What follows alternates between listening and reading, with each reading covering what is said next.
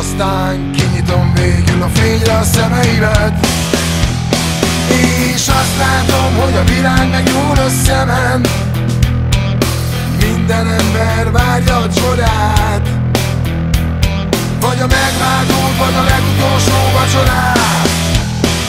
Nem a szemed hibája, ha nem tetszik, amit lát, hogy az ember módszeresen pusztítja el önmagát. Nem kell fegyver, nem kell kötél, nem kell altató. Na jó, ha leszalad téged is, leszal az alkotó. Tudnod kell, hogy a felhőkön túl mindig kék az ég, de két lábbal a földön azért annyit mégis kérdeznék, hogy hol a talpon csak a világ vég, a fele semmi, de a fele